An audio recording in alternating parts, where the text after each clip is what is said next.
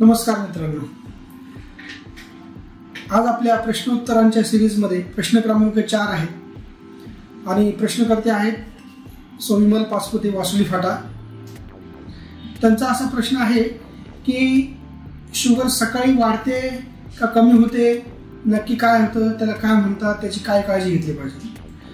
तर त्यांचा प्रश्न अतिशय सुंदर आहे, परंतु त्याच्यामध्ये जर आपण बघितलं सायंटिफिक लँग्वेज जर बघितलं आपण तर त्याला शास्त्रीय भाषेमध्ये सोमोगी इफेक्ट असं म्हणतात।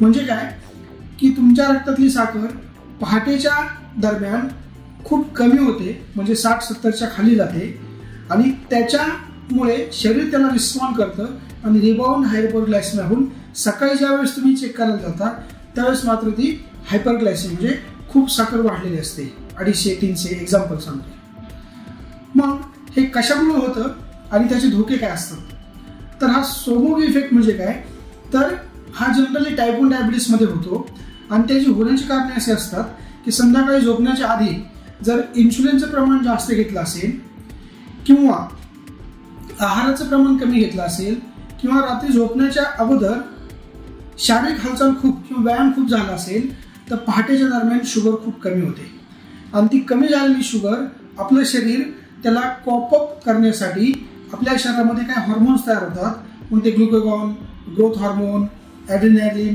कॉर्टिसॉल असे हॉर्मोन्स तयार होतात आणि ते हॉर्मोन्स आपल्या रक्तातली साखर वाढवतात। कारण हायपोग्लायसेमिया जर पहाटे झाला तर मेंदूला धोका होऊ शकतो, तो टाळण्यासाठी शरीर रक्तातली साखर वाढवते।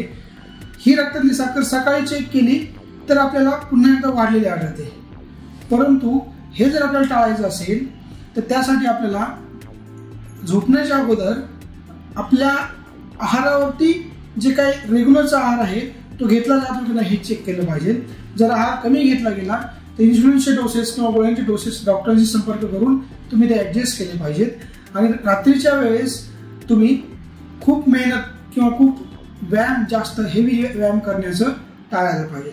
आणि ह्याच्यासाठी जर आपल्याला डायग्नोसिस निदान करायचं असेल तर कंटिन्युअस ग्लुकोज मॉनिटरिंग येतं, म्हणजे एकतर पेशंट आपण ॲडमिट करून 24 तास आपण त्याच्या रक्तातली साखर मॉनिटर करू शकतो आणि मग आपल्याला कळू शकते याची साखर नक्की पहाटे कमी होते की सकाळी वाढते। हे आपल्याला ज्यावेळेस आपण पेशंट ॲडमिट करतो त्यावेळेस कळतं।